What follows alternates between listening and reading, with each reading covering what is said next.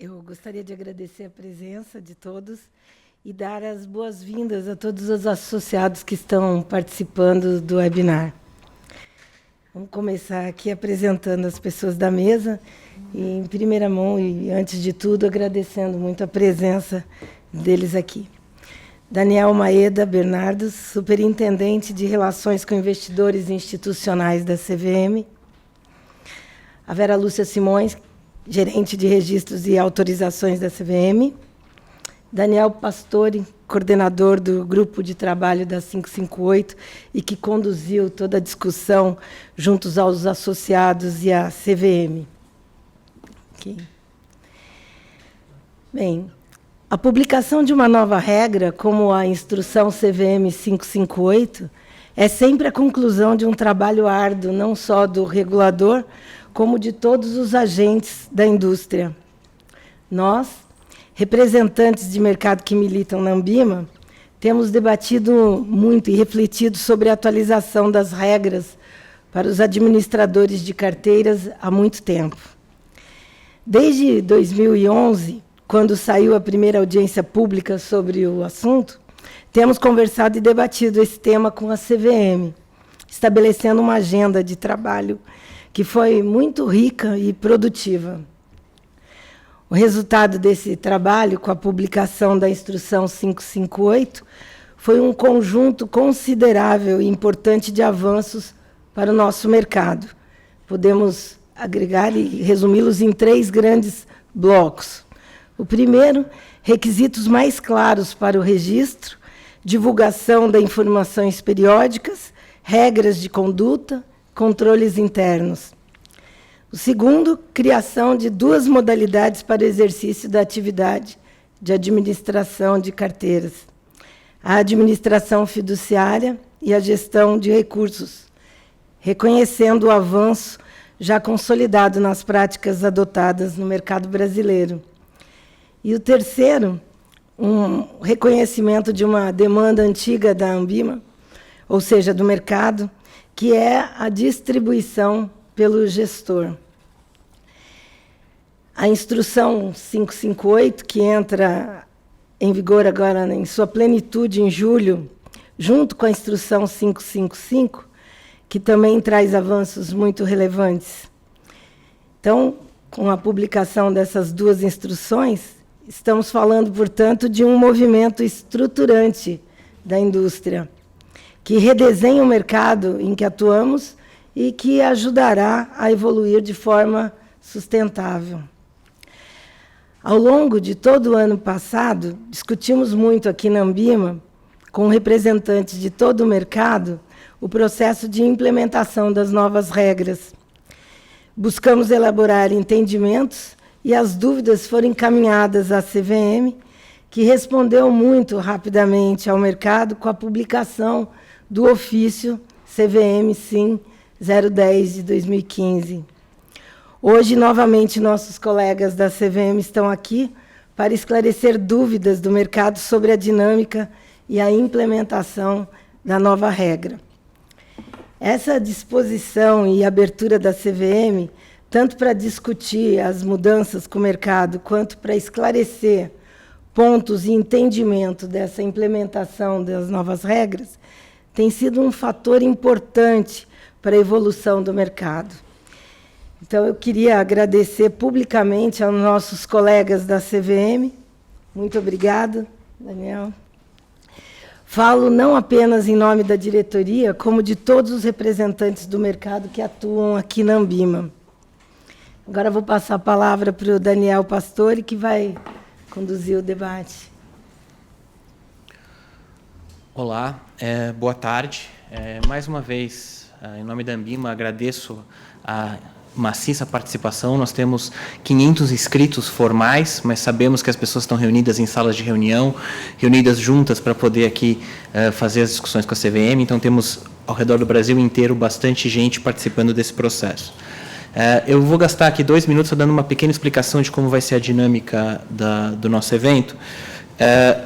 Aproximadamente, a CVM, aqui na pessoa do Daniel e a Vera, já deve estar chegando aqui para se juntar a nós também, falará aproximadamente 1 hora sobre a norma, sobre pontos já que eles já têm vistos aqui de discussões do mercado e tudo mais.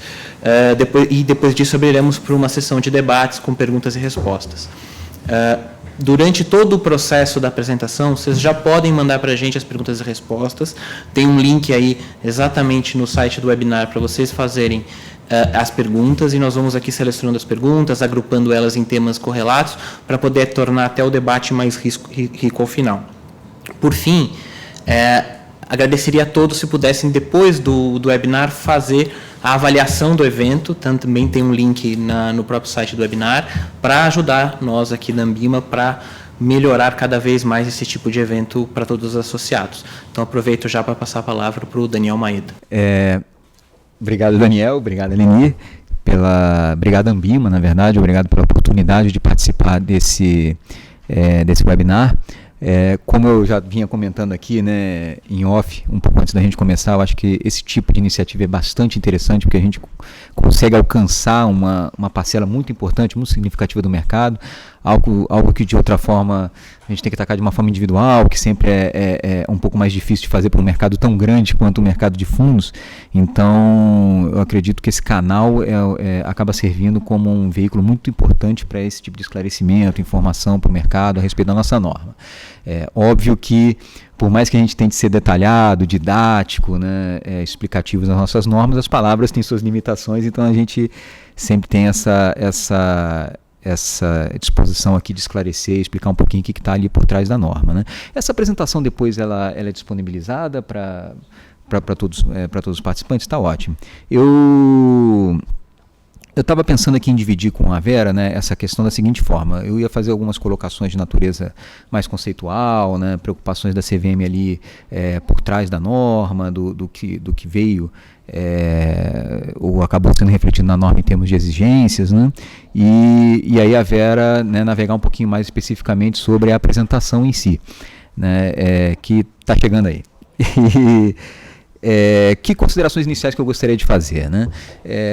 Primeiro, assim, né, por que a 558 veio da forma que veio, por que ela veio com as exigências que veio, né? Quais foram as intenções da CVM um pouco com isso? É lógico que, de um lado, existe um exercício de reflexão interna da CVM em relação a 558, em relação à regulação dos gestores, né? Dentro do conjunto do mercado. O que eu quero dizer com isso, né? Se você for olhar para o principal veículo dos gestores de recursos hoje, que são os fundos 555, tudo bom, Vera? Tranquilo? Bem-vinda. Se você for olhar para os veículos 555, os fundos 555, eles têm passado por um processo crescente e gradativo de flexibilização dos investimentos. E o grande exemplo disso, o maior exemplo disso, são os investimentos no exterior, que tem sido, de 2007 até hoje, né, gradativamente flexibilizados, né, os limites têm sido ampliados, né. Então, os investidores de varejo, especialmente, né, que é sempre o nosso foco de preocupação maior, os investidores de varejo, eles têm sido expostos, né, ou estão sujeitos, né, a uma exposição cada vez maior a ativos cada vez mais complexos, sofisticados, né, com seus riscos mais exóticos. E, naturalmente, do lado do prestador de serviço, a gente precisa pensar no balanceamento disso, né? Olha, perfeito, né? Se você tem mais ativos sendo oferecidos para o investidor, ativos esses mais complexos, mais sofisticados, né? É natural esperar que do lado do prestador de serviços ele tenha rotinas, controles, processos que garantam que esses riscos, né, diferentes, né, daqueles que o investidor está acostumado a correr, eles passem por uma diligência adequada. E o maior exemplo disso na 558 é realmente aquele capítulo sobre gestão de risco, né? Acho que o foco é muito esse, partindo ali daquele pressuposto de que nenhum gestor oferece apenas retorno. Na verdade, o que um gestor oferece para o seu investidor vai ser sempre uma relação de retorno com o risco.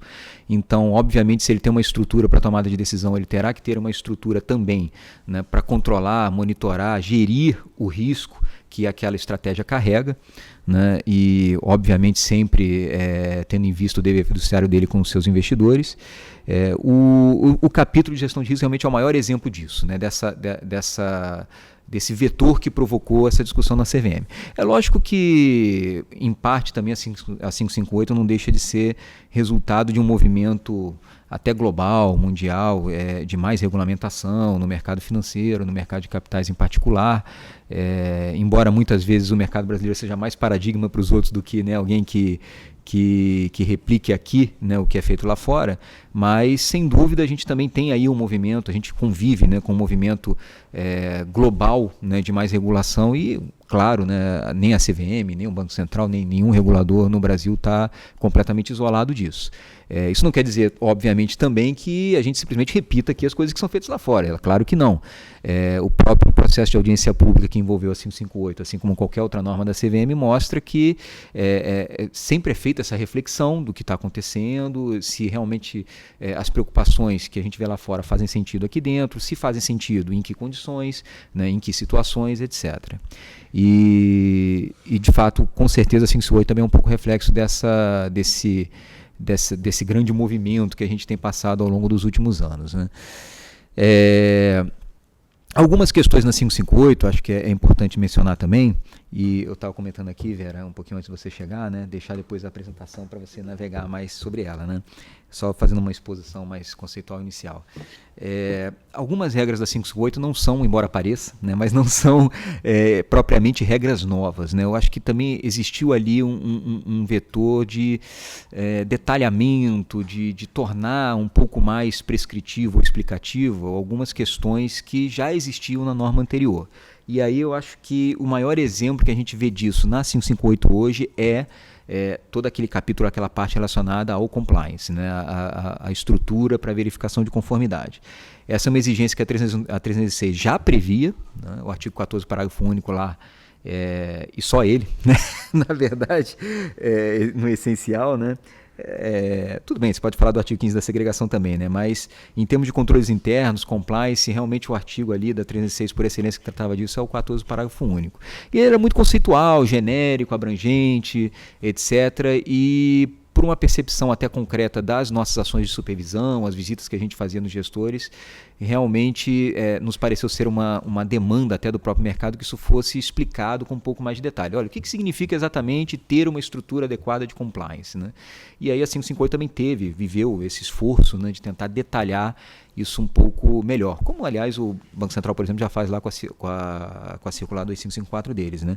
Então, uma outra iniciativa da 558 também foi tentar tornar um pouco mais detalhado, né, tentar explicar um pouco mais algumas regras que já existiam na 306, né? E aí, obviamente, em função disso, muitas das exigências que estão lá na 558 acabam por não ser exatamente novidades para o mercado, né? Existia, óbvio que não com tudo, né? Mas para alguns artigos da norma, especialmente com essas questões de compliance, o que eu percebi um pouco assim foi uma certa identificação de boa parcela do mercado. Falar, não, isso aqui eu já tenho, não, isso aqui eu já faço, isso aqui é uma coisa que já está incorporada na casa e etc, né? O que é bom, na verdade, naturalmente, né? Acho que além desses pontos, né, e aí eu gostaria de citar o último grande vetor da 558, né, essa questão do artigo 30, né, que todo mundo comenta bastante, né, que foi a possibilidade agora nova do gestor distribuir os seus próprios produtos, né. Esse é um vetor sempre presente em qualquer norma que a CVM edita, com a 558 não foi diferente, que é obviamente as próprias questões que o mercado traz permanentemente para a CVM como pontos que devem ser objeto de atenção, reflexão, estudo e aprimoramento regulatório. Óbvio que também partiu de uma certa forma de uma constatação prática da realidade, né? De alguma maneira a CVM já tinha percebido de fato há algum tempo que essa distribuição ela já acontecia, né? Por vários modelos, por exemplo, essa estrutura que era bastante comum lá, da portinha ao lado de agente autônomo, né? Para viabilizar essa distribuição do produto do gestor e etc, e outras formas, né, de se fazer, mas o fato é que era uma realidade mesmo, e reconhecendo um pouco até essa circunstância, né, esse fato concreto de que é o gestor, sim, quem mais conhece o produto que está sendo oferecido, né, a CVM optou, de fato, por abrir essa possibilidade para o gestor. Óbvio que a gente não está querendo comparar aqui o gestor nessa condição a um intermediário puro sangue, né? É um agente autônomo, por exemplo, como eu citei aí no meu exemplo, né, das estruturas que eram usadas antigamente, né? Ou como intermediário, né, uma corretora distribuidora, etc. É um membro muito sui generis, mas, de qualquer forma, por estar atuando, né, se for o caso, né, agora numa atividade típica de intermediário, óbvio que essa possibilidade traz responsabilidades. Né? Não é uma possibilidade que vem porque naturalmente a CVM, em relação aos intermediários clássicos, né, sempre teve suas preocupações, preocupações de prevenção e combate à lavagem de dinheiro, preocupações de cadastro, preocupações de know your client, preocupações de suitability, e todas essas preocupações elas acabam sendo trazidas junto com a possibilidade, né, para que o gestor olhe para todas elas com carinho, com cuidado, porque são realmente questões que nos sensibilizam muito. Então, obviamente, voltando ali para o início, né, a nossa norma, essa possibilidade nova é uma possibilidade, é uma faculdade, não é uma obrigatoriedade. Então, qualquer gestor que não se sinta confortável de conviver com essa possibilidade, dadas as novas responsabilidades, tem a chance de simplesmente continuar fazendo aquilo da forma como já fazia, né, ou seja, né, deixando com que toda essa atividade permaneça com o administrador, mas para os gestores que efetivamente optem por assumir essa distribuição própria dos seus produtos, e eu sei que essa é uma discussão que a 558 acabou provocando, né, muito intensa no mercado, né, é discussão que já deveria ter sido feita no fundo, mas tudo bem que seja feita agora, não tem problema. Se ele optar realmente por assumir essa atividade, que ele esteja ciente, enfim, consciente das responsabilidades que essa atividade traz. Essas eram as considerações iniciais que eu queria fazer, só traçar um pouquinho assim os grandes pontos, né, que a 558 trouxe para o mercado, além, óbvio, dos pontos que a Aline já citou, né, a separação do gestor e administrador fiduciário, etc. Né. Eu queria agora passar para a Vera para ela comentar um pouquinho a apresentação que a gente preparou para vocês. Primeiramente, boa tarde, peço desculpas pelo atraso, mas eu tive um compromisso pela manhã que acabou se estendendo um pouquinho mais e esse foi o motivo. Bom, acho que o Daniel e a Aline já explicitaram os principais pontos da norma. Essa apresentação era uma apresentação que ela está relativamente detalhada, então, alguns pontos que eu acho que não seja muito o foco desse fórum de discussão, eu vou passar mais diretamente para a gente poder gastar tempo naquilo que eu acho que seja o principal ponto de vocês, que são as dúvidas. Então, vamos lá. É só um disclaimer que as opiniões aqui expostas são de responsabilidade nossa, não necessariamente refletindo o entendimento da CVM sobre as matérias. Eu trouxe aqui, eu começo a apresentação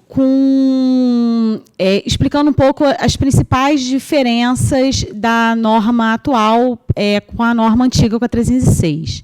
Então, o administrador de carteiras de valores imobiliários, ele pode ser pessoa física ou pessoa jurídica.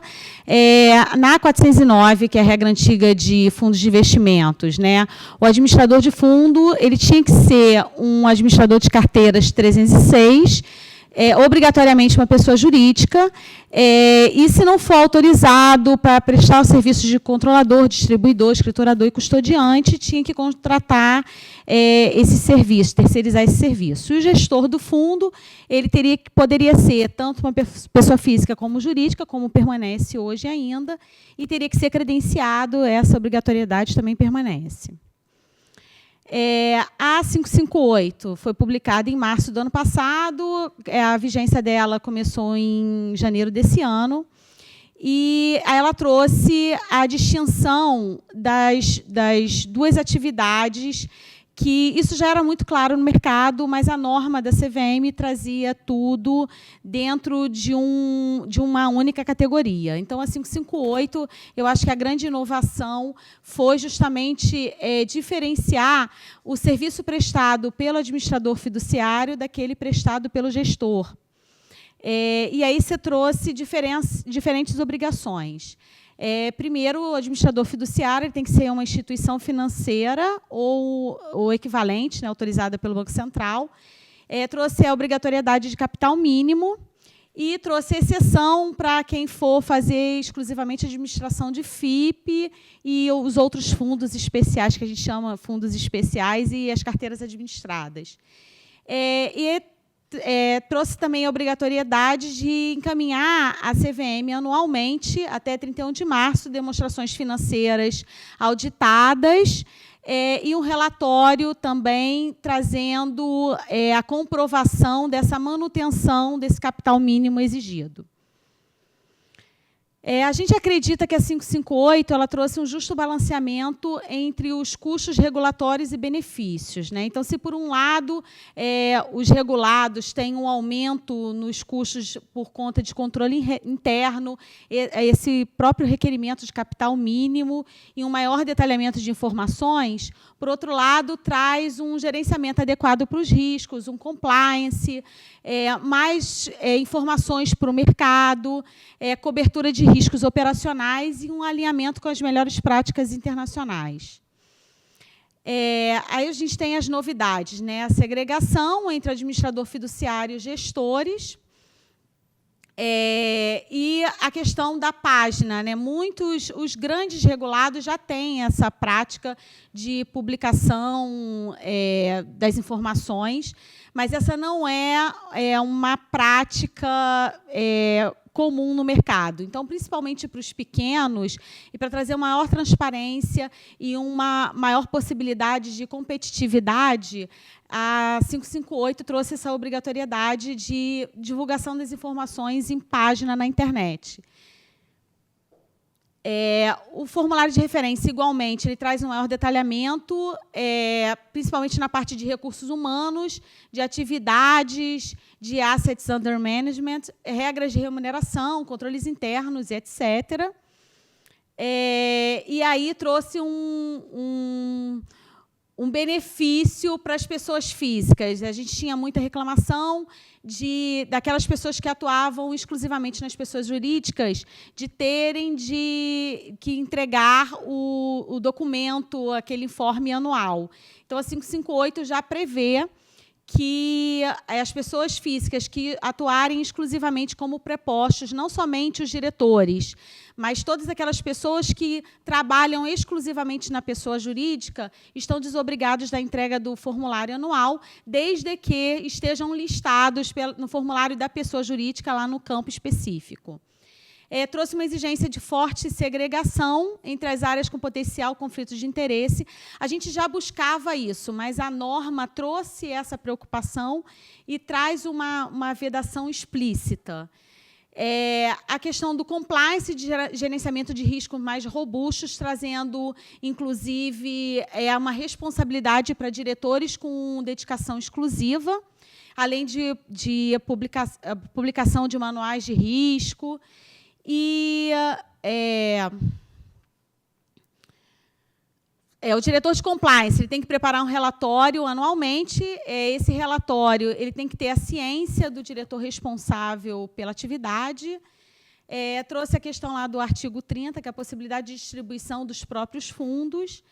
E a obrigatoriedade dos diretores, tanto de administração de carteiras como de compliance de risco, eles devem ser diretores estatutários ou consignados em ata, então trazendo uma responsabilidade e uma publicidade dessa informação para o mercado. Exigência de reputação ilibada de sócios, ou seja, a partir da vigência da 558, uma sociedade cujos sócios não tenham essa reputação traz para a CVM a possibilidade de cancelamento do registro. Aqui eu trago um pouco sobre a responsabilidade de cada um. Acho que não convém aqui a gente ficar detalhando, de gestor, de administrador fiduciário. A questão da gestão de riscos, né, o que tem de novo na regulação.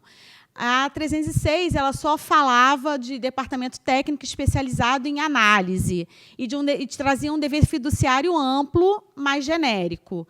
A 558 ela traz claramente que o participante ele tem que levar em consideração os riscos. traz uma seção específica, como o Daniel aqui já mencionou, e essa obrigatoriedade ela é para o gestor de recursos, só o gestor puro ou o administrador pleno. E você tem que ter um diretor estatutário e a política de riscos publicado. Aqui eu trouxe um quadro que vocês já devem conhecer, está no nosso ofício circular 10, o famoso quadro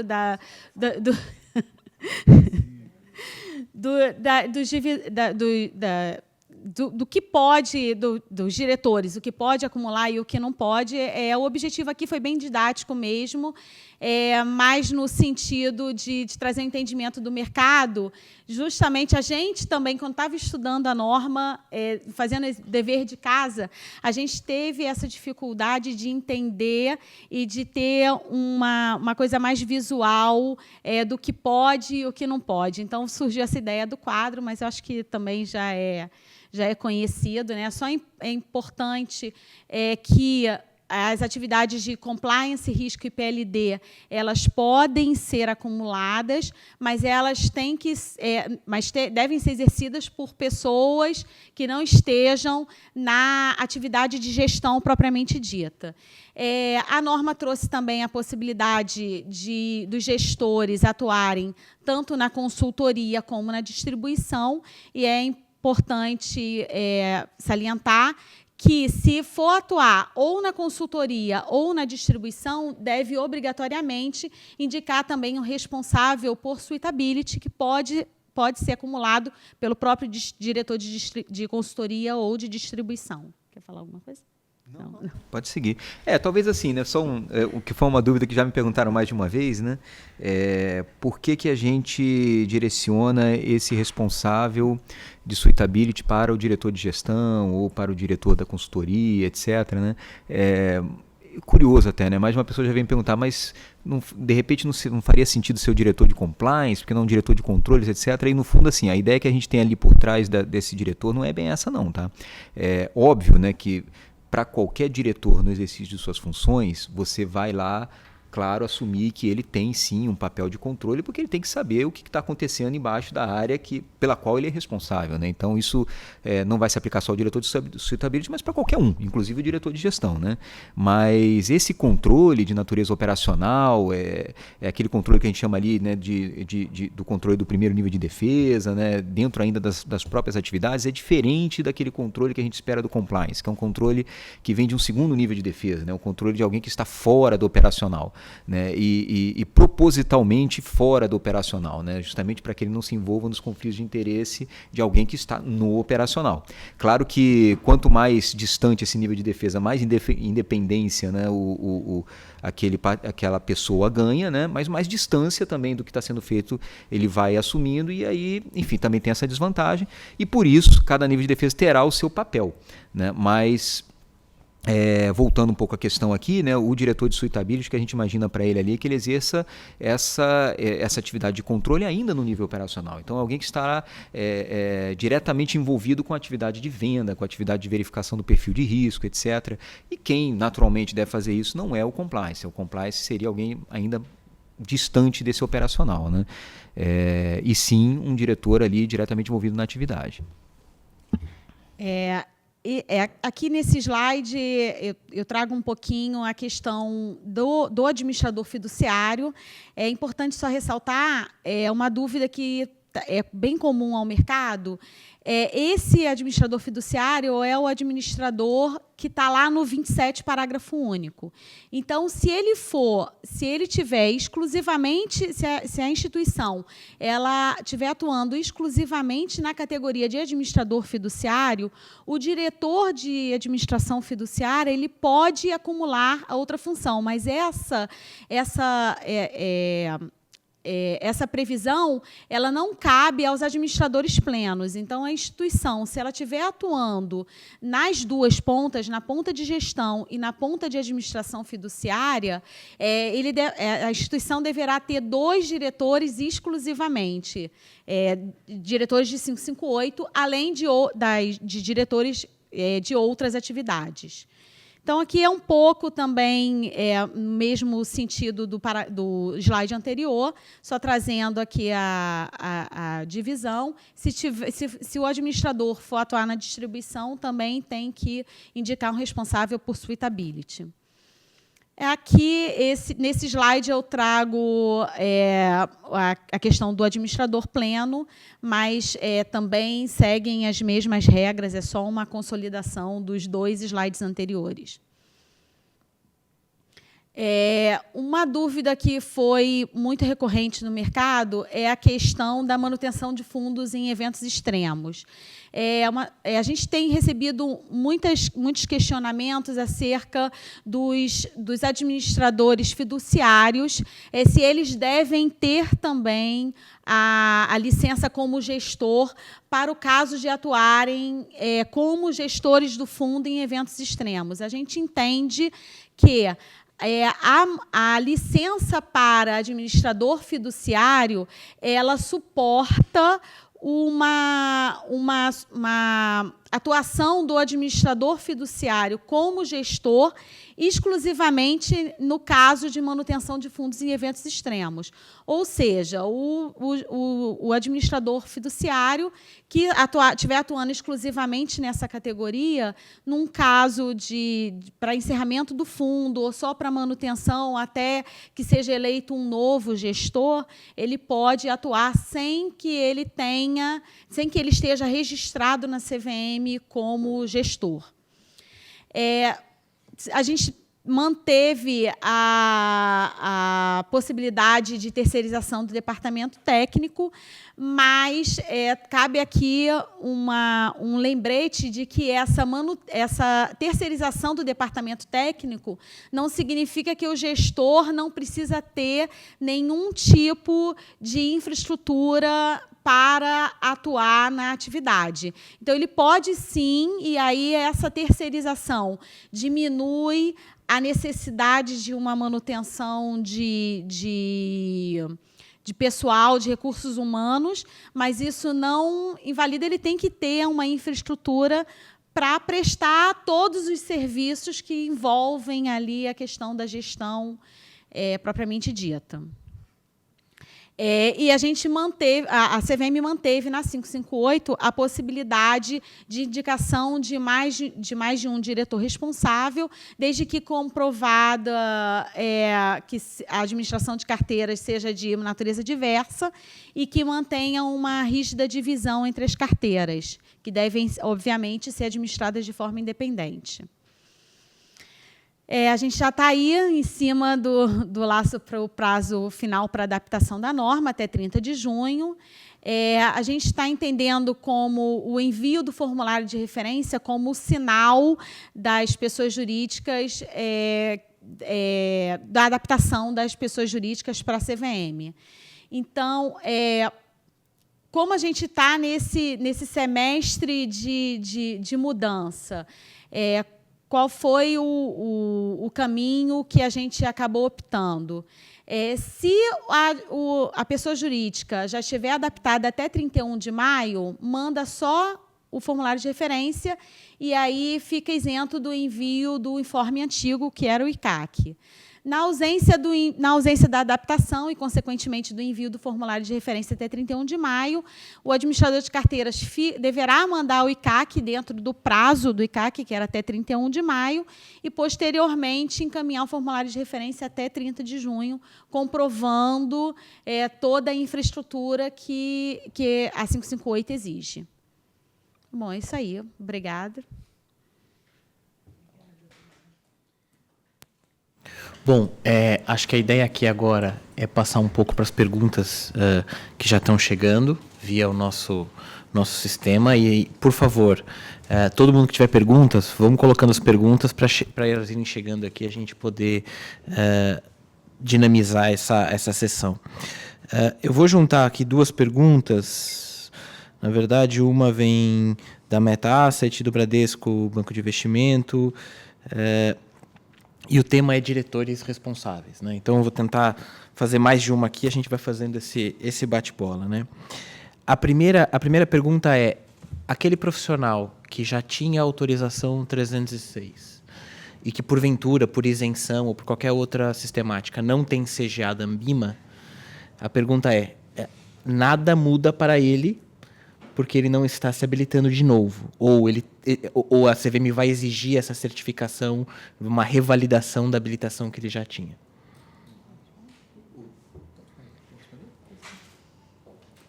O entendimento é esse mesmo. Inclusive, eu não vou me lembrar, porque a norma é recente, ainda não decorei os artigos e os parágrafos, mas logo depois do artigo que traz a exigência, ou que traz a possibilidade de que os certificados sejam credenciados na CVM, você tem um parágrafo que fala justamente isso, que se o participante ele se usou da experiência ou do notório saber para obter o credenciamento. Caiu? Ah, tá. Para obter o credenciamento, ele não precisa comprovar a certificação para manutenção do registro. Como que vai ser, vamos dizer, como que vai ser o tratamento da CVM para essa habilitação por experiência, apesar dela ser por exceção, mas o que a gente está percebendo nas perguntas é que nesse momento de transição vão ter muitas pessoas pedindo a exceção, porque elas já trabalhavam como gestor, mas não tinham CGA porque estavam na regra antiga da própria Anbima. Não sei se ficou clara a pergunta. Sim, mas só reiterando um pouco do que a Vera falou, assim, é uma questão talvez até mais jurídica, né, do que de qualquer outra natureza, né? Quem já tem um registro na CVM como administrador de carteiras comprovou à época e com a regulação então vigente que atendia os requisitos para ter aquele registro. Então, assim, isso é uma questão de direito adquirido. Esse profissional ele não vai perder esse registro porque obteve o registro lá atrás para obter uma isenção, né, lá na Anbima ou seja lá qual for qualquer outro motivo, né? Acho que talvez a dúvida ela surja um pouco assim em função da diferença, né, que existe entre o modelo hoje, né, de certificação que a CVM está usando para os administradores de carteira em relação a outros modelos de certificação, como, por exemplo, o CNPI da PMEC ou o próprio exame da ANCOD para os agentes autônomos, né?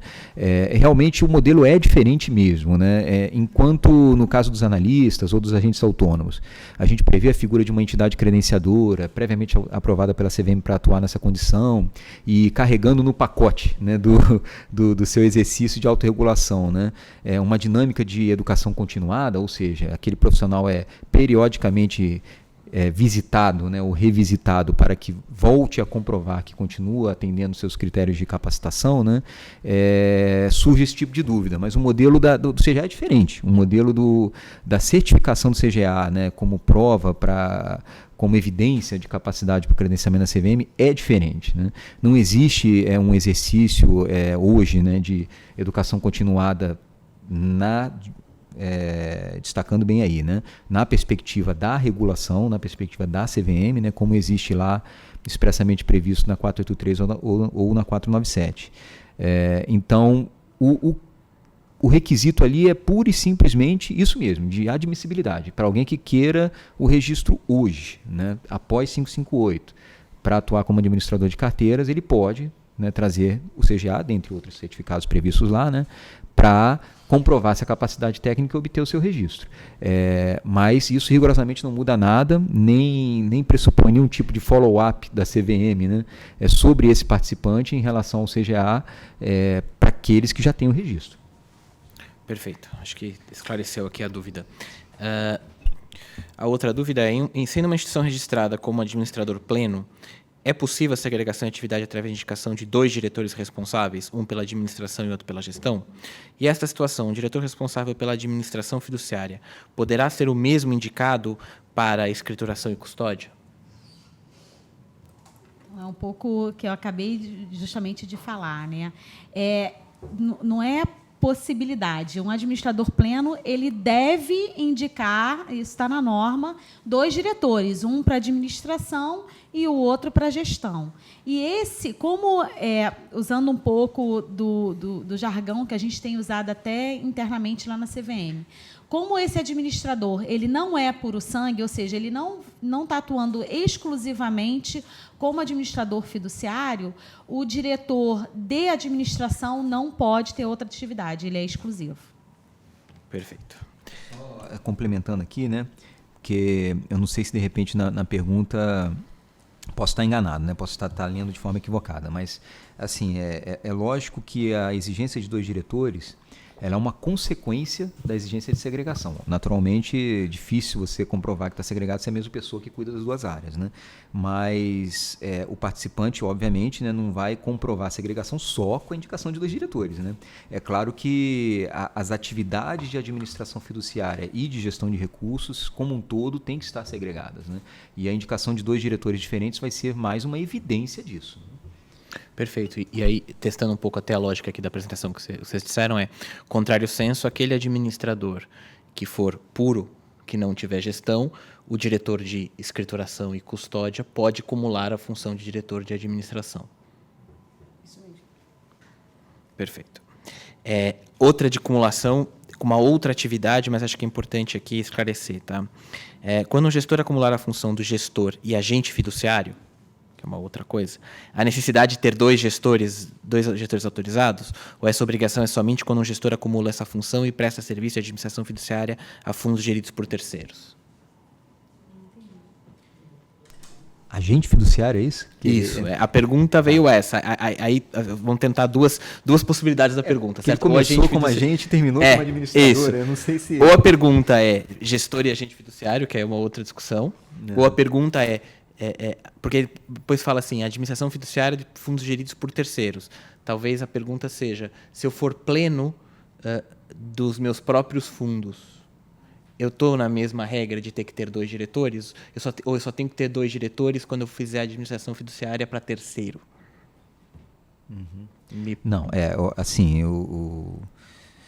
como é que eu entendo aí, né? E vou tentar atacar as 2 perguntas, né? Primeiro, a questão do agente fiduciário versus gestor. Na verdade, a exigência da 558 para o gestor de recursos é uma exigência bastante severa, né? Pelo menos na figura ali do diretor responsável, né? De que ele não acumule nenhum outro tipo de atividade. E, no fundo, assim, isso parte naturalmente da constatação de que o exercício de qualquer outra atividade no mercado de capitais pode oferecer uma gama de conflitos de interesse ali para a atuação desse gestor realmente muito forte. E aí optou, isso já não da 558, mas até da 306 anterior, né? Optou a regulação por simplesmente vedar mesmo, né? Óbvio que também assumindo que é uma vedação possível de ser cumprida, claro, né? Mas tanto a 306 quanto a 558 são muito enfáticas no sentido de que, olha, gestor de recursos, não faça mais nada além disso, né? Para evitar esse conflito muito forte que pode vir daí. E aí, naturalmente, vai incluir também a função de agente fiduciário, né? Diferente um pouquinho da situação do administrador fiduciário de fato, né? Onde, como a Vera já colocou na questão anterior, né?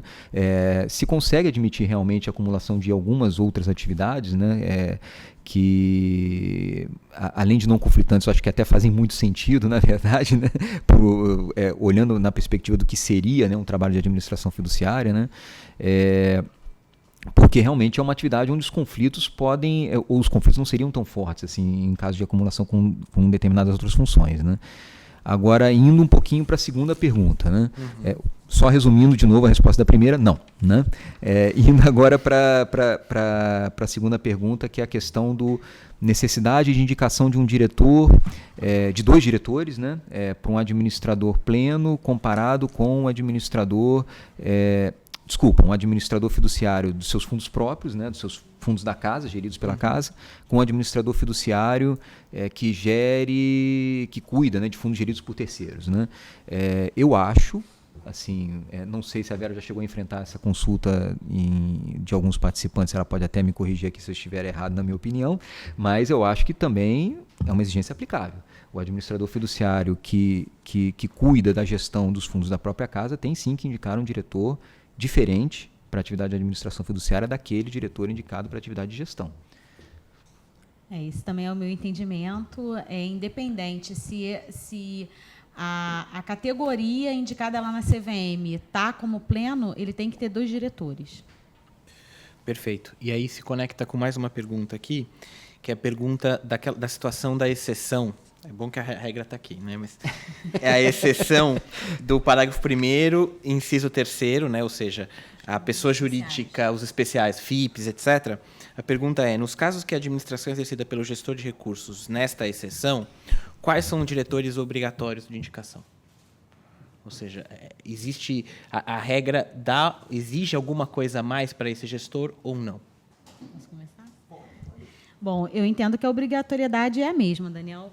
Acho que eu nunca enfrentei esse tipo de pergunta, mas acredito que a exceção prevista lá no parágrafo 1º do artigo 1º, é isso? É inciso 3º do parágrafo 1º.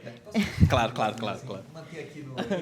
É mais fácil. Eu acho que essa exceção ela é exclusivamente para a questão do capital mínimo, porque a gente entende que quem estiver fazendo a administração fiduciária desses fundos não está obrigado a cumprir a exigência lá ou do capital mínimo ou de ser instituição financeira.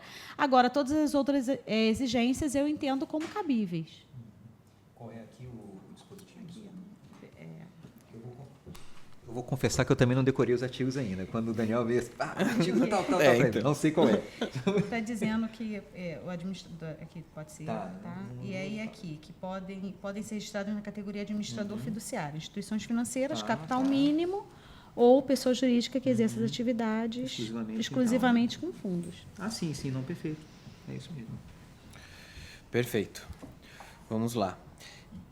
A próxima, diretor responsável é o tema quente aqui, depois a gente muda para outro. Mas é o tema lá quente. Também, no dia a dia, esse é o... Tratando-se de conglomerados financeiros, as estruturas de diretores podem ser as mesmas, cumulativas?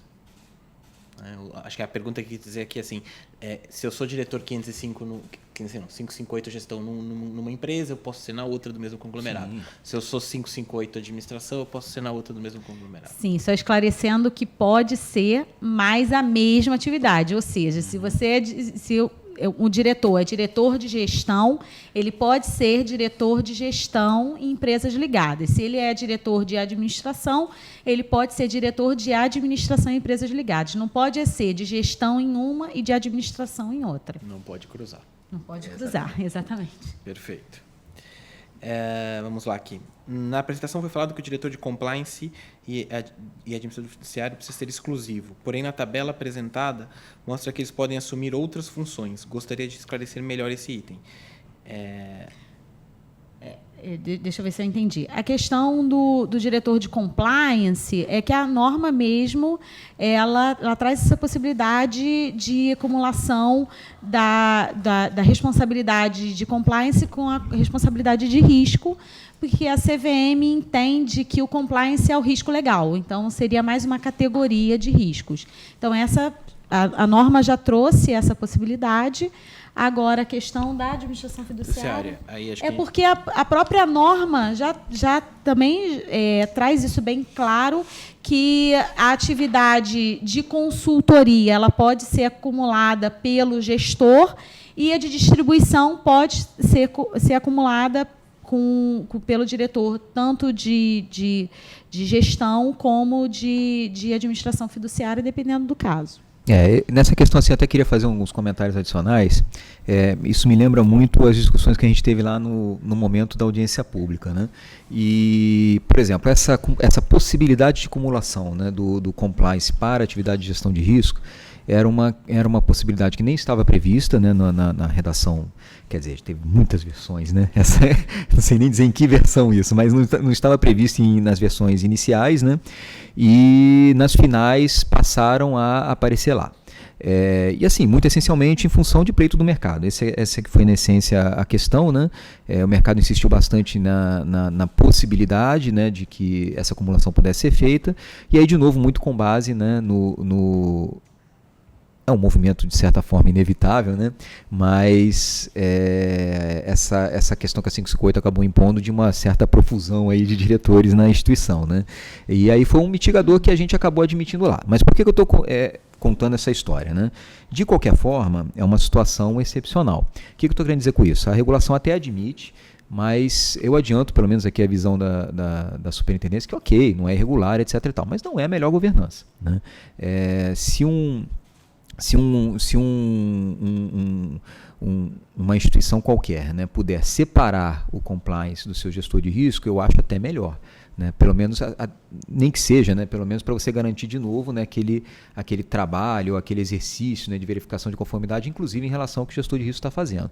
Porque, assim, de novo lembrando lá, né, a atividade do gestor de risco, mais uma vez, ainda é uma atividade operacional, é alguém que está trabalhando mais do lado do gestor de recursos, né, imputando ele com informações sobre, olha, você está estourando limite de risco, para aqui, volta ali, né, cuidado, etc. Enfim, alguém que quase que ali trabalha junto com o gestor, né, embora óbvio, né, com uma tônica muito mais de controle, né, do que de iniciativa, né, como o tomador de decisões tem, né, mas alguém ainda mais envolvido no operacional, né. Mas, de novo, é claro, a norma permite, então assim, a gente não vai impedir que ninguém faça indicação, nem vai considerar irregular uma coisa dessa natureza, né. Mas por que eu trago essa questão também, né, e aí fazendo um comentário complementar, né, como é de fato uma situação excepcional, enfim, né, que a norma admite, né, ela traz o gestor ali para uma situação um pouco diferente. O que eu estou querendo dizer com isso, né? Vamos supor, você teve aquela questão lá do compliance, né, que, aliás, não foi do compliance especificamente, mas também vale para o compliance, né? É o compliance que resolve assumir a responsabilidade pelo compliance de várias empresas do grupo, né? E isso é muito comum, na verdade, né? O compliance ele ter essa responsabilidade horizontal pelo grupo inteiro, né? E não só para a atividade de gestão, mas para todas as atividades do grupo, né? Esse tipo de compliance, que tem essa função mais horizontal pelo grupo todo, é um tipo de compliance que eu não gostaria de ver acumulando a função de gestão de riscos. Eu acho que não é bom. Assim, lógico que, assim, de novo, né, a norma não vai entrar nesse tipo de detalhe, né, mas eu acho que começa a misturar as coisas de uma forma ruim, né. Me parece até que talvez assim, a gente deva reservar essa hipótese para as gestoras que realmente não tenham condição de buscar aquela governança ideal, super ideal ali, né, de uma separação, né, as menores, etc., né, mas para aquelas que têm, e no fundo assim, já fazem, né, onde pelo menos as gestoras que a gente conhece e etc., né, as maiores, todas elas já têm esse nível de separação, né, entre atividade de gestão de risco e compliance, né. Mas só reiterando de novo, assim, né, que, como a Vera colocou, a gente não considera isso irregular, tá? É permitido. Mas traz realmente a gestora para esse tipo de situação nova, que pode exigir algumas reflexões a depender do que o compliance ou o gestor de risco façam, né, além daquilo, né. Perfeito. Só um minutinho. Claro. Só reforçando um pouco o que o Daniel acabou de mencionar aqui, a própria norma já traz lá no artigo 4º, inciso 7º, quando diz que o administrador pessoa jurídica deve constituir e manter recursos humanos e computacionais adequados ao seu porte. Então, a gente estende esse entendimento a isso que o Daniel falou. Então, dependendo do tamanho da instituição, não comporta a acumulação desse tipo de atividade. Perfeito. E acho que vocês responderam uma outra pergunta que tem aqui, que era risco e compliance podem ser acumulados numa mesma pessoa, mas, contrário senso, podem ser pessoas e de estruturas completamente diferentes, desde que não ligados à gestão. A pergunta é... Isso pode ser porque aí depende de como a pessoa... exatamente. De estruturas diferentes, desde que não seja de estruturas de gestão, porque é onde você não poderia ter o diretor de risco atuando na gestão. É isso mesmo. Eu acho que, dependendo também do porte da instituição, essa é a estrutura mais adequada, pelo menos no meu ponto de vista. Perfeito. Veio uma pergunta aqui que tem a ver também com o quadrinho, que é: o cargo de diretor de distribuição e diretor de estudability podem ser cumulados? Distribuição. Né? Sim. Vamos lá. Aqui tem uma pergunta, e na verdade ela fala um pouco do cruzamento de funções, mas acho que é para reforçar, que acho que é uma mensagem importante, né? O diretor de uma instituição registrada como administrador fiduciário e gestor de recursos, ou seja, o pleno, que é responsável pela gestão de fundos, pode também fazer a administração de fundos próprios, nos termos da 555? E aí eu acho que é o ponto que você falou, que você não pode cruzar. Se você é o diretor da gestão, você pode ser gestão de tudo, entre aspas, e ser de administração de tudo. É isso mesmo. Tá bom. Vamos lá. Caso um cliente investidor profissional contrate um administrador de carteira registrado exclusivamente na categoria gestor de recursos para fazer a gestão dos seus ativos através de uma carteira, há necessidade de contratação de um administrador fiduciário de carteira? Carteira administrada? Carteira administrada. Não. É a exceção lá do... É uma exceção que tem... Tem um capítulo de carteira administrada e que diz que se não me engano, tem alguns requisitos que o gestor tem que cumprir para ele poder atuar. Ele não é administrador fiduciário, mas ele pode substituir a função. Isso, desde que cumprido os requisitos. Que tenha uma infraestrutura mínima para prestar o serviço. Vamos lá.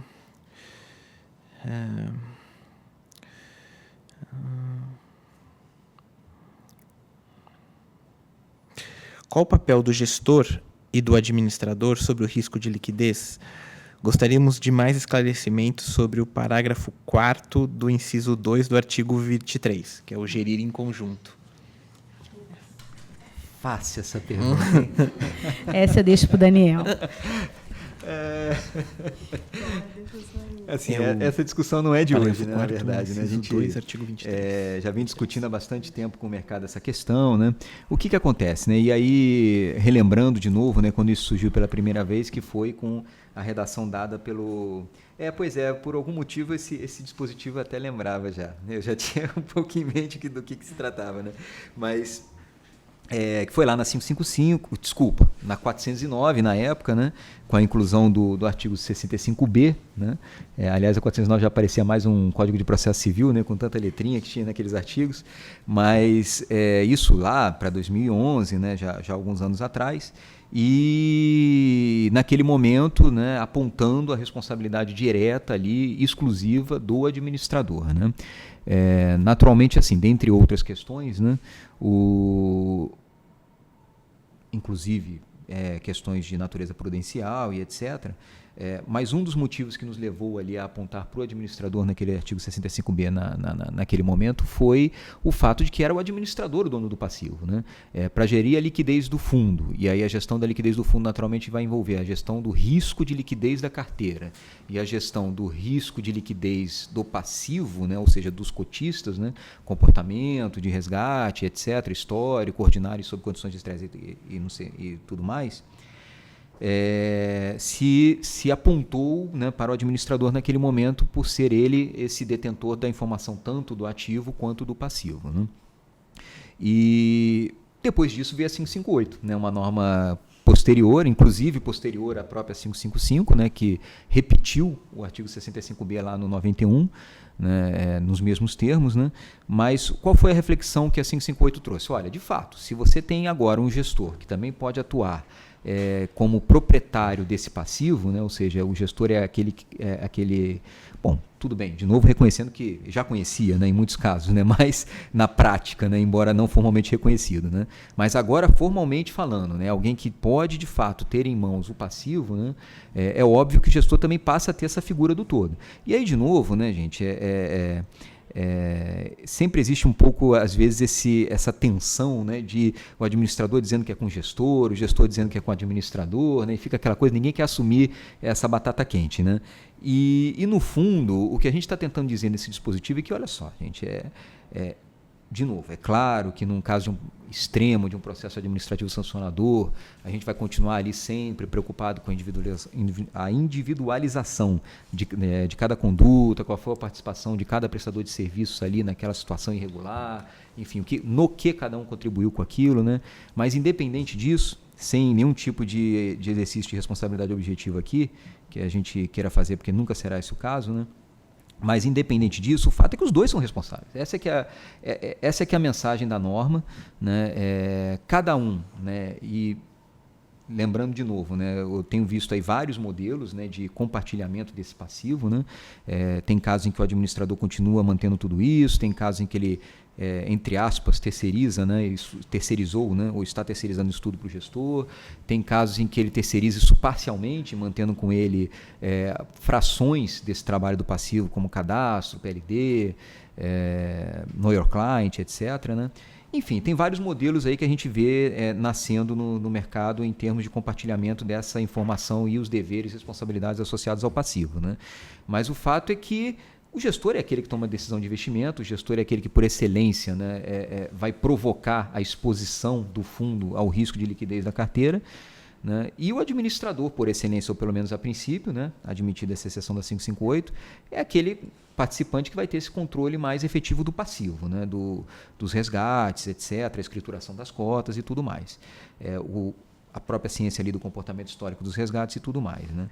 Mas esse é um trabalho, no fundo, que tem que ser feito realmente em conjunto, porque existe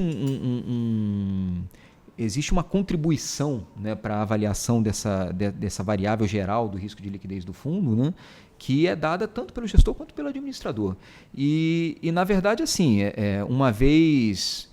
É claro que, assim, né, se um fundo for fechado para resgate, né, imaginando uma situação mais dramática, né, isso quer dizer que a gente vai necessariamente responsabilizar os dois? Não, é o que eu volto a dizer aqui. Né? Cada caso vai trazer as suas cores, a gente vai avaliar de novo qual foi a contribuição de cada um dos dois para aquilo, mas a princípio os dois serão questionados. Esse é que é o ponto que eu estou levantando aqui. Né? Falar, gestor, por que isso aconteceu? Administrador, por que isso aconteceu? Né? E, obviamente, e na maioria das vezes será assim, como tem sido, né?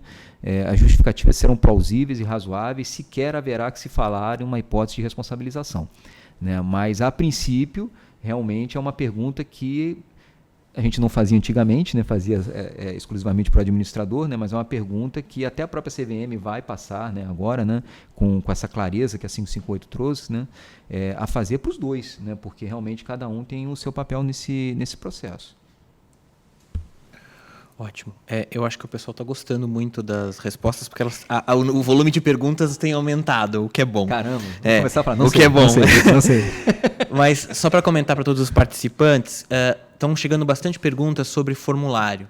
Como as perguntas de formulário são bem específicas, a nossa ideia, até pré-combinado com o próprio Daniel com a Vera, é coletar essas perguntas, consolidá-las aqui na Ambima e mandar uma pergunta única, um pacote único, porque elas são perguntas específicas, tratam de pontos ali, o item, subitem A, subitem B, e talvez na dinâmica aqui do webinar ficaria muito estranho a gente ficar abrindo toda hora o formulário, tá? Então não deixem de mandar as perguntas de formulário, elas serão respondidas, só não vamos tratar aqui, vamos consolidá-las e depois discutir aqui até se vai ser um documento que a Ambima vai pedir esclarecimento, aí depois a gente internamente discute qual que é o melhor formato, tá?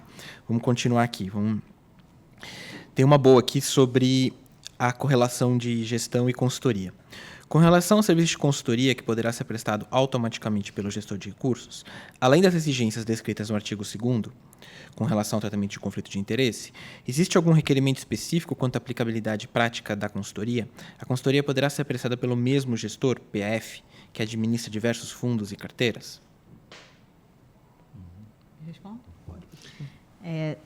Por enquanto, sim. Por enquanto, não tem nenhuma exigência adicional e pode ser praticada pela mesma pessoa física, desde que o cliente tenha o disclaimer da possibilidade de conflito de interesse, se ele existir. Perfeito. Vamos lá. Isso que eu diria que já foi. Tem que aprender esse objetivo. Que nem também já foi. Para o desempenho da atividade de gestão de recursos, as certificações CGA e CFI são igualmente aceitas ou necessariamente o profissional precisa ter CGA? Não, assim, para a CVM, basta uma das 3 possibilidades lá que estão na deliberação 740. Perfeito. Embora a Ambima goste que vocês tenham CGA também. Mas vamos lá. Caso a gestora, sem administração fiduciária, opte por realizar a distribuição de seus próprios fundos, há necessidade de indicação de diretor responsável também pela 555? O quadrinho do ofício é silente, mas já ouvi quem defende a necessidade. Pode ser o mesmo diretor. Para o gestor fazer a distribuição do próprio fundo, ele tem que ter um diretor responsável pela 505. Pela 505. Pode ser o mesmo, pode acumular atividade, mas obrigatoriamente tem que ter. O que está acontecendo assim, dúvidas recorrentes no mercado é quando, principalmente, os administradores maiores, que já são distribuidores de valores imobiliários, e aí está surgindo essa dúvida de se o diretor de administração fiduciária pode ser o diretor de distribuição. Nesse caso, não, porque como a atividade de distribuição no âmbito da 505, ela é uma atividade mais ampla do que a permitida na 558, então tem que ter um diretor próprio. Perfeito. E aí acho que você respondeu uma outra pergunta que era essa, né? Uma instituição financeira, banco de investimento, pode exercer a atividade de administração fiduciária e distribuidor com indicação de apenas um diretor? Aí o que você está dizendo é não, porque o chapéu de um banco de investimento é de distribuidor de mais coisas do que só os fundos próprios. Deixa só eu retificar aqui, retificar uma informação que eu dei. Não pode, se for administrador pleno. Se for só administração fiduciária, pode. Pode. Perfeito. Então, ok. Alguma coisa? Tá, só que refletir um pouquinho, né? Alguém que está exercendo exclusivamente atividade de administração fiduciária, acumular essa responsabilidade pela distribuição. Tá. É porque assim... Não, tá bom. Sem problema. É que ela tem correlação, quer ver até com uma outra pergunta, que é o diretor fiduciário responsável pela administração, e aí a gente pode dividir em duas perguntas, né, no pleno e no não pleno, né? Pode ser responsável pela distribuição de outros produtos, 505, fazendo uso do artigo 27? Então, se ele for o puro sangue, se ele for credenciado na CVM somente como administrador fiduciário, eu entendo que sim. Se ele for administrador pleno, não. Não. Vamos lá. Eu vou mudar um pouquinho o tema e depois a gente volta em diretor de novo. É porque, assim, só uma observação adicional, assim, né? No fundo, aqui só o que está me preocupando um pouco, né? Há que se ter esse cuidado aí, né? Lembrando um pouco da exigência lá de que o administrador fiduciário não acumule funções conflitantes, né? Do que significa exatamente essa... Porque, assim, a gente está... Essa acumulação, né? Quando a gente imagina, assim, a situação clássica das DTVMs que a gente conhece aí, que atuam exclusivamente na administração fiduciária, né? É bem claro, evidente isso que a Vera está falando, né? Agora, há que se ter cuidado, por exemplo, com essa situação que foi trazida na consulta concreta aí, né? Na verdade, um banco de investimento mesmo, né? Que atua em underwriting, atua em operações estruturadas de mesa para clientes, etc., né? E aí o responsável por tudo isso aí ser o responsável lá pela administração fiduciária, né? Aí é uma situação mais complicada, né? Então, assim, infelizmente, assim, talvez dependa um pouco do caso concreto, né? Mas, ok, assim, o administrador fiduciário puro sangue, mas aí puro sangue mesmo, né? Ou seja, né, o administrador fiduciário que não só não atue na gestão, mas não atue efetivamente como um 505, né? Como alguém que, enfim, tem todas aquelas atividades de intermediação, distribuição típicas de um participante 505, né? Ok, é isso mesmo, é o que a Vera falou, né? Mas só peço essa atenção aí para a situação da instituição, se ela for realmente alguém que esteja envolvido em diversas outras atividades, essa é a mesma pessoa que lida com isso, né?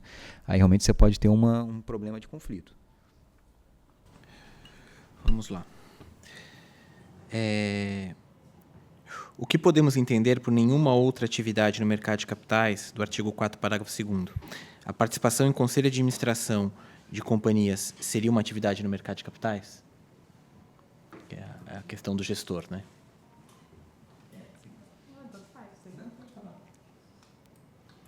A princípio, sim, eu entendo. Mas, assim, uma dúvida recorrente também lá na gerência é aquela situação em que o gestor ele está no chapéu de representante dos fundos. Então, se o fundo ele é um acionista importante da companhia, e aí o gestor ele está participando do conselho daquela companhia, no chapéu de representante dos seus clientes, dos seus investidores, A gente entende que não há conflito de interesse. Agora, e aí, nessa situação, poderia. Agora, se o diretor está atuando lá enquanto pessoa física, defendendo seus próprios interesses ou defendendo interesses de outras empresas, aí, a princípio, eu enxergo que seria uma vedação. Só reforçando o que a Vera falou, né? Isso é uma discussão bastante antiga também, né? Ela foi visitada pela primeira vez numa decisão lá do Pedro Marcílio, né, em 2006, num processo envolvendo um credenciamento de administrador de carteiras, né? E mesmo assim, lá naquele processo foi uma discussão assim, secundária, né? Não era o mérito central do processo, mas o Pedro Marcílio acabou destacando essa questão, né? De fato, assim, né, esse é o tipo de resposta que o mercado não gosta de ouvir, mas a gente tem que dizer que depende. Assim, depende muito realmente da situação. Embora seja mais classicamente visto num FIP do que no fundo 555, né, a gente reconhecemos que pode acontecer de fato, né, de um diretor responsável assumir, né, uma cadeira no conselho de administração de uma companhia pelo fato dela ser investida pelos fundos dele, né? Ou seja, né, o caminho é esse, né? Isso é um caminho de governança, isso é um caminho de participação no processo decisório da companhia investida, né? Isso é um caminho válido. O caminho inverso é que não é, né? Assim, alguém que vem como representante de uma companhia dos seus interesses, né? E a gente já viu acontecer, na verdade, né? Assumir a gestão de um fundo, de uma gestora, etc., a responsabilidade pela atividade de uma gestora, né? Para depois operar com isso, né? Aí é uma coisa. Então, assim, de fato, as situações de conflito de interesse, né, às vezes elas realmente não são muito automáticas, né? Por mais que a gente dê uma orientação em gênero, né, o caso concreto pode mostrar uma nuance diferente e que acaba nos levando a uma conclusão diferente, infelizmente. Perfeito. A exigência de demonstração financeira auditada se aplica para o administrador fiduciário que exerce a função exclusivamente em FIP e em carteira administrada, ou seja, que está na exceção do inciso 3º? Não, ele é só para quem está no inciso 2º, que é o do capital mínimo. Perfeito. Aqui estão 3 perguntas, são mais ou menos sobre o mesmo tema.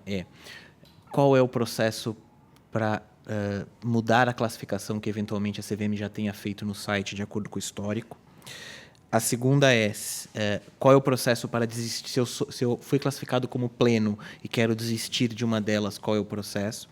E o terceiro, que é uma discussão que a gente já teve algumas vezes, como faz aquela casa que foi classificada no pleno porque tem um pacote de fundos geridos, mas são geridos por questões extra decisão de gestão, ou seja, questões de renúncia do gestor anterior sem que a Assembleia tenha designado um novo gestor, situações de liquidação, fundo em liquidação em que não tem gestor e aquele administrador vai continuar, ou seja, além do futuro, que acho que você falou um pouco aqui, tem gente que está neste momento agora e a pergunta é como que ela sinaliza para a CVM que a licença precisaria ser não plena, mas tem aqui esse rescaldo de alguns fundos que estão nessa situação. Eu vou segregar aqui os 2 primeiros casos do terceiro. Os 2 primeiros casos é uma situação bem simples. Eu tenho recebido e-mail mesmo da instituição pedindo uma reclassificação, e isso a gente faz super rápido. Acho que esse terceiro caso é um caso um pouco mais complexo, e aí eu acho que a instituição deveria formalizar esse pedido. Pode até ser por e-mail mesmo, mas por meio de uma correspondência assinada pelo diretor, explicando a situação para que a gente possa estudar o tratamento disso internamente. Eu acho que o meu maior problema vai ser de sistema. Vamos lá. Acho que essa pergunta tem um pouco a ver com a última audiência pública de escrituração de cotas de fundo, mas ela tem relação um pouco com o diretor responsável. Gostaria de ratificar a possibilidade do diretor de administração fiduciária acumular a responsabilidade pela escrituração das cotas dos fundos sob sua administração. Porque a gente disse ali que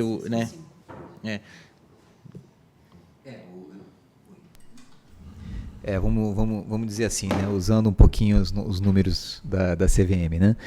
Se o responsável 558, administração fiduciária, pode acumular a responsabilidade 543, né?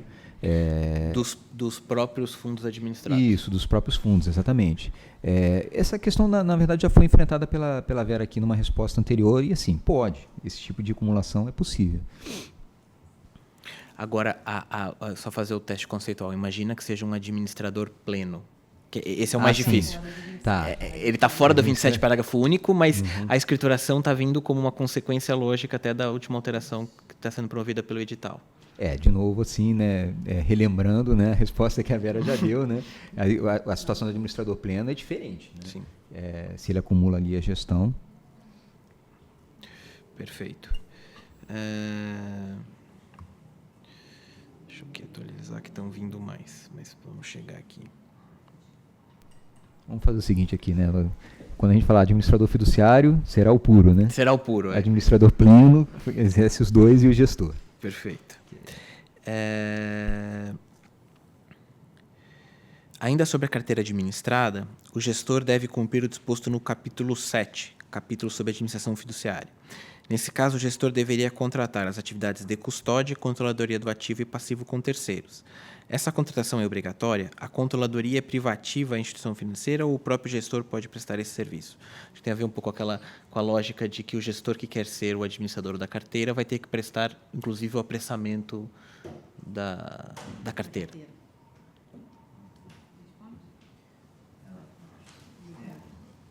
Quer dar uma olhada aqui no artigo? Deixa eu ver se eu acho o artigo.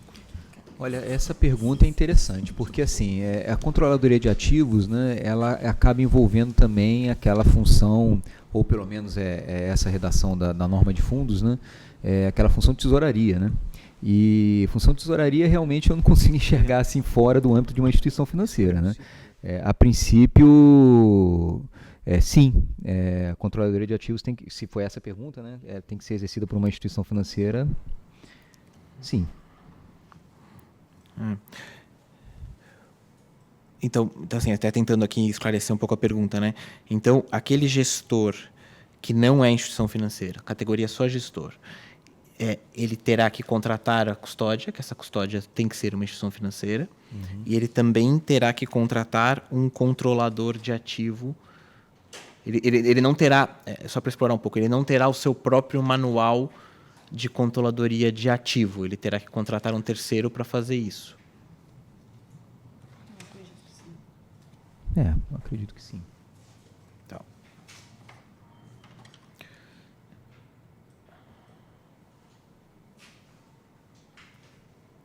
Aí tem uma outra pergunta parecida, até para esclarecer. Com relação à pergunta anterior, acerca da necessidade de um administrador fiduciário para as carteiras administradas, a resposta não. Foi porque não há necessidade de um administrador fiduciário para as carteiras ou porque o gestor pode desempenhar essa função?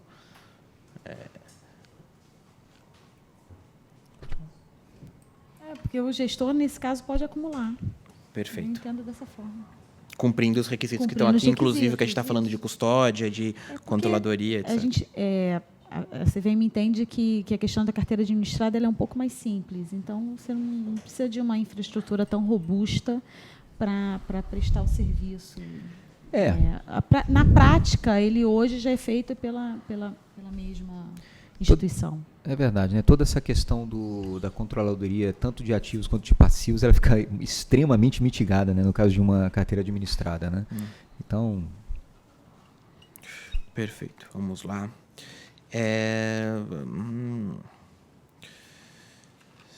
Tem uma outra pergunta sobre o diretor de controles internos, né? O diretor de controles internos e compliance 505 pode ser o mesmo da 558?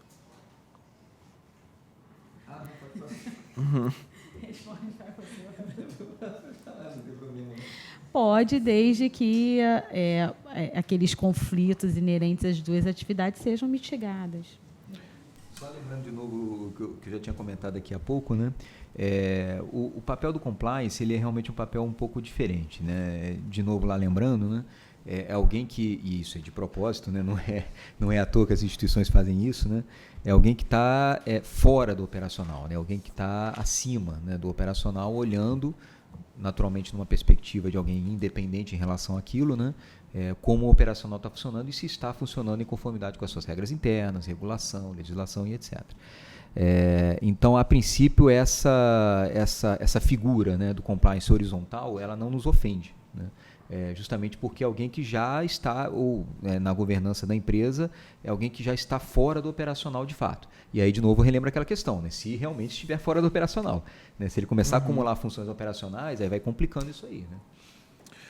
Ótimo. Acho que a gente teve alguma instabilidade de queda de pessoas, etc. E eu estou vendo reaparecer as perguntas sobre o diretor 505 e acumulação com a administração fiduciária. Acho que só para a gente tentar sumarizar quais foram as discussões, aí usando até a linguagem que o Daniel propôs, né? O diretor pleno 505 tem que ser um outro diretor, o administrador pleno 505 tem que ser um outro diretor, não pode ser o mesmo da administração fiduciária. Se for administração fiduciária sem gestão, o diretor de distribuição pode ser o mesmo. Isso mesmo, tá bom. Então, aqui eu estou vendo aparecer mais perguntas, falei, porque daí o pessoal me avisou que teve gente que caiu aqui no online. Então. Política de gestão de risco. Referente à política de gestão de risco a ser divulgada na internet, é necessário que o documento divulgue os valores dos limites de exposição de riscos ou as políticas, procedimentos, critérios e metodologias que estabelecem os limites, sem explicitar os valores.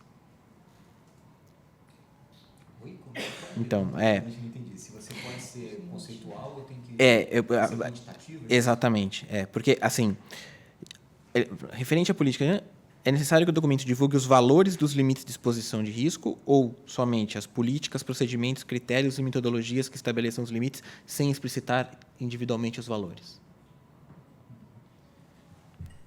Olha, gente, francamente assim, isso não só para a política de gestão de risco, mas para tudo que houver, né, no formulário de referência, a minha sugestão bem ampla é que você seja, de um lado, né, didático, né, principalmente nessa questão da política de gestão de risco, assim, existe um risco muito grande, sem trocadilhos, né, de você acabar se perdendo numa complexidade da descrição que, enfim, o investidor não vai entender. Então, assim, há que se ter um certo cuidado com isso, né? Tentar ser, enfim, né, alcançar ali, né, realmente a compreensão do investidor em relação àquilo, né? Obviamente que os números são obrigatórios? Não, mas se eles forem importantes para deixar a política clara, eu recomendo, né? Então, assim, é uma liberdade que o gestor terá, mas assim, o que eu gostaria muito de ver no formulário de referência em relação à política de gestão de risco? Uma política que eu leia ali e eu falo, puxa vida, o investidor desse cara vai entender o que está escrito ali. Essa é a minha grande preocupação. Olha, realmente o que ele leva em conta, né, quais são as variáveis, né, e critérios, né, que ele adota lá, né, para controlar o risco das carteiras, né, dele. Obviamente ele pode ter, na verdade, várias subpolíticas, isso é muito comum, né, principalmente para os gestores maiores que lidam com vários tipos de produtos, né, e aí fazer esse deparo com muita clareza, né, dizer, olha, para os meus fundos multimercado a minha política de gestão de risco é essa aqui, para os meus fundos de crédito privado a minha política de gestão de risco é essa outra aqui.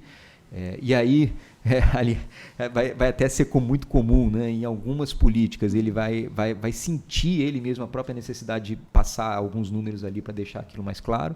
Para outras políticas, números nem farão sentido, porque a política de gestão já será conceitual pela sua própria natureza, né?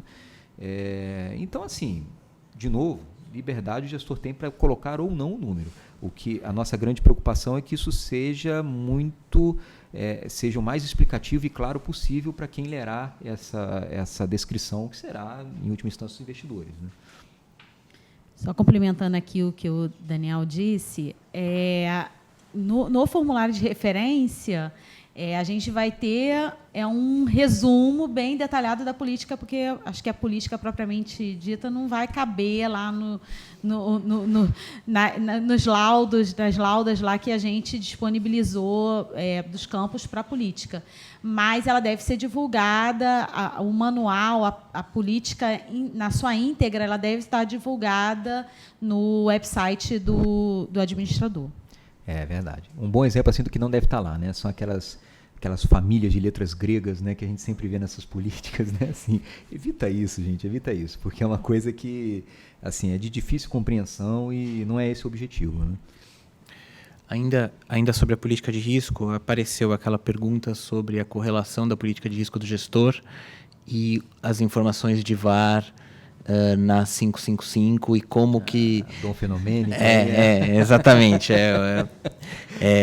Não, e até só dar aqui, eu imaginei que essa pergunta ia aparecer, conversei um pouco com o Daniel antes sobre isso, mas acho que é importante esse esclarecimento, e só para dar o contexto da pergunta a 555 exige que eu coloque em alguns itens no site da CVM o cálculo de VAR, os limites de VAR e etc.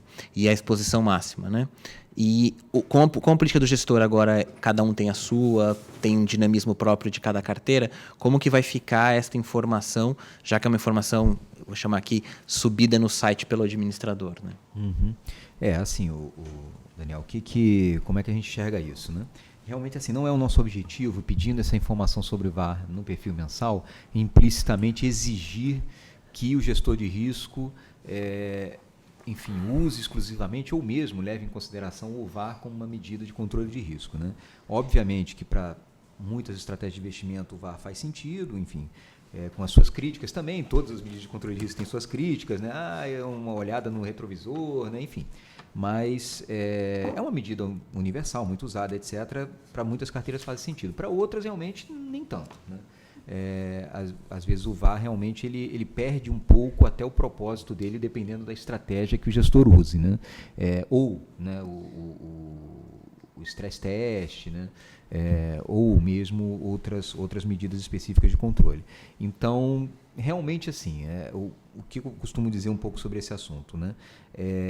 A forma de se controlar, mensurar, né, os riscos de uma carteira será tão variável quanto variáveis forem as diferentes estratégias de investimento que o gestor tiver. Infelizmente é assim, não tem jeito. E a gente já teve contato assim com muitas formas diferentes de se controlar risco de fato, e jamais a CVM, jamais talvez seja uma palavra muito forte, né, mas não é a intenção da CVM, de fato, nem de perto, regular esse tipo de coisa, dizendo o que o gestor de risco tem que levar em consideração ou não. De novo, a nossa abordagem aí é disclosure, né? Informação, me diga o que você faz, né? E como você faz. Então, só reiterando de novo ali, né? Essa informação, eu acho que essa informação do perfil mensal ela não é facultativa, então o administrador do fundo não consegue deixar de prestá-la, salvo engano. É uma coisa até que eu posso conferir, né? Mas, se for o caso, dada a evolução da indústria, acho que até realmente o momento de se revisitar isso mesmo, né? E, olha, passa a prever ali que aquele preenchimento seja facultativo, ou que você possa colocar ali, não se aplica a este fundo, sei lá, qualquer coisa dessa natureza, né? Porque é perfeitamente compreensível, eu concordo com isso, né, que para muitas estratégias de investimento o VAR não faz sentido. Perfeito, vamos lá. Considerando que a distribuição por conta e ordem é um mecanismo previsto na 555, poderia um gestor que queira distribuir seus próprios fundos se utilizar desse mecanismo? Um gestor que distribui seus próprios fundos? Mas assim, porque, não, o que acontece, né? Realmente é um pouco do que eu comentei lá no começo, né? Quando a gente previu que o gestor pudesse atuar na distribuição de seus próprios fundos, previu na condição de um membro muito particular, ou um membro muito sui generis do sistema de distribuição de valores mobiliários. Então, o que a norma está dizendo não é que o gestor passou a ser o intermediário de valores mobiliários. Não passou, né? Ele passou a poder atuar exclusivamente na condição de distribuição de seus próprios fundos e apenas de seus próprios fundos. E a distribuição por conta e ordem é uma prerrogativa realmente exclusiva de intermediários de valores mobiliários autorizados pela CVM a atuar nessa condição. Condição nessa na qual os gestores que distribuem seus próprios fundos continuam não incluídos. Então, essa possibilidade isso não é possível. Ou seja, a conta e ordem é irmã de a contratação do agente autônomo, certo? Continua privativo do membro integrante do sistema de distribuição, sim, chamar estrito senso aqui, né? Exatamente, estrito senso. Exatamente. Perfeito. Acho que uma pergunta correlata, que na verdade a pergunta escreve mais, mas o conceito eu tenho diversas gestoras em um determinado grupo. Se eu concentrar toda a distribuição numa gestora só, isso é gestão de fundos, isso é distribuição de fundos próprios, ou a distribuição de fundos próprios é por CNPJ? Né? Então, assim, se eu tenho 3 gestoras, e tenho 9 fundos, 3 fundos em cada gestora, eu posso distribuir tudo por uma gestora só e considerar que, já que as 3 são do mesmo grupo, eu estou distribuindo fundos próprios? Eu vou responder aqui porque tem uma trava no sistema que eu coloquei. Então, o que acontece? É por CNPJ. O sistema da CVM, quando o administrador for registrar, o fundo, ele vai ter que indicar quem vai ser o distribuidor. E o distribuidor ele vai poder ser um integrante do sistema de distribuição ou o CNPJ do gestor ou do administrador. Só lembrando assim de novo que quando a gente... E isso acontece mesmo. Tem participantes de mercado que fazem isso, né? Segmentam os seus... ou dividem, né, os segmentos de sua atuação em CNPJs diferentes, né? Então, tem lá um CNPJ para distribuir... Tem um CNPJ para gerir fundos imobiliários, outro CNPJ para gerir fundos multimercado, outro CNPJ para gerir fundos de private equity, por aí vai. Enfim, o que a gente espera, né, nesse tipo de situação, né, de uma instituição que divida, né, a sua gestão, né, em diferentes CNPJs, é que isso faça sentido, né, na perspectiva negocial, etc., lá do participante de mercado. Então, partindo desse pressuposto de que a divisão que ele fez tem algum sentido, né, passa a não fazer muito sentido para mim que um gestor venda os produtos do outro, né? Assim, enfim, olha, se você tem um CNPJ ali, né, que se dedica a gerir fundos imobiliários, acho que é aquele gestor ali, ele, né, que tem que vender aqueles produtos, e eu acho que realmente a dispensa lá do artigo 30 é focada nele, não em outros gestores ligados, né? Porque é ele e não um outro gestor ligado que conhece aquele produto e que, em função disso, tem aquela autorização excepcional para distribuir o seu produto, né? Ótimo. Acho que a gente encerrou aqui com as perguntas. Tem algumas, obviamente, que a gente tentou consolidar e fazer perguntas únicas. Tem muitas perguntas sobre formulário que vamos guardar e fazer o pacote. E eu queria passar de novo a palavra para o Daniel e para a Vera aqui para considerações finais sobre prazo, o que vocês estão esperando de entregas em que volume nos últimos meses e essas coisas todas práticas do lado de vocês. Eu acho que o mercado ainda está tímido na entrega dos formulários de referência. Eu acho que, como todo brasileiro, está todo mundo deixando para o final. Eu estou um pouco assustada com isso, mas o movimento está crescente. Gostaria de agradecer aqui a oportunidade. É sempre bom poder esclarecer as dúvidas e me coloco à disposição para conversar com vocês e tirar dúvidas, seja por telefone, mas preferencialmente por e-mail, porque a agenda é bastante complicada. Então, tá bom. Uma boa tarde aí para vocês. Obrigada. Bom, gente, também, obviamente, aqui, né, eu gostaria de agradecer, como eu coloquei no princípio da apresentação, é uma oportunidade importantíssima, uma chance especial que a CVM tem de falar ao mesmo tempo com vários prestadores de serviço, tentar esclarecer as suas dúvidas. Naturalmente, a gente continua à disposição lá por e-mail, telefone, todas as formas de contato aí possíveis para esclarecer dúvidas adicionais que vocês tenham. Em relação às considerações da Vera, só acrescentaria que realmente também me assusta um pouco assim, a demora, né, realmente a quantidade de participantes já adaptados ainda é muito pequena. Não sei, pode ser que esteja todo mundo, enfim, né, já terminando esse processo, mas, enfim, o fato é que a norma previu realmente um prazo de adaptação bastante extenso, né, de mais de um ano aí, né, para que o mercado pudesse aderir a essas novas regras. De novo, lembrando, né, que algumas delas, claro, não todas, mas algumas delas só, né, prescrevem, né, ou detalham melhor, né, exigências que já existiam, né, na nossa regulação.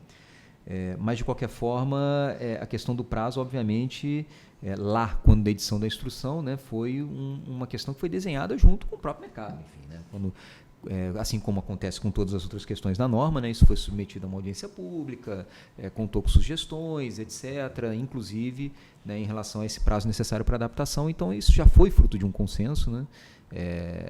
Óbvio que situações excepcionais, enfim, né, podem acabar acontecendo. É claro que a gente não vai fechar os olhos para isso, né?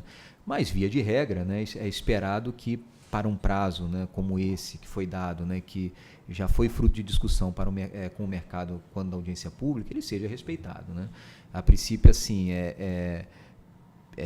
a resposta para perguntas que já me fizeram algumas vezes, né, sobre uma possibilidade de prorrogar isso, de fato não vejo com bons olhos, né?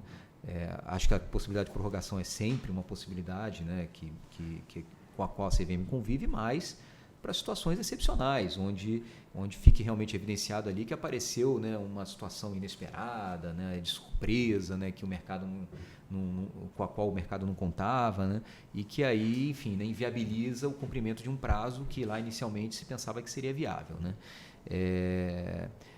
Acho que assim, avaliar uma prorrogação de prazo num contexto onde o participante nos procure, dizendo, desculpa, é porque eu fui resolver isso muito em cima, naturalmente a nossa resposta será não, né?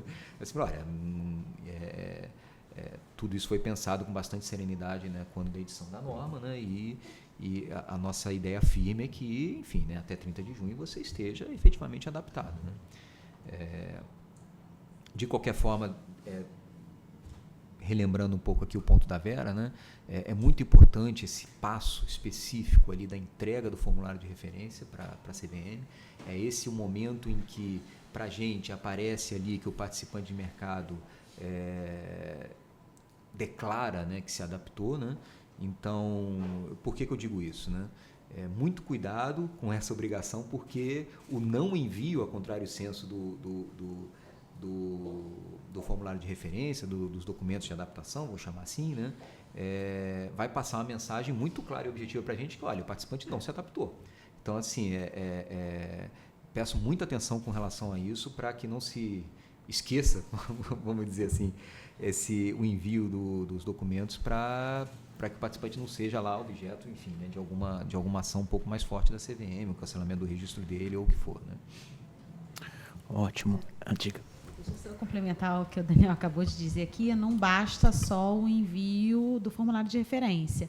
A gente também precisa receber o documento societário com todas as alterações exigidas pela 558.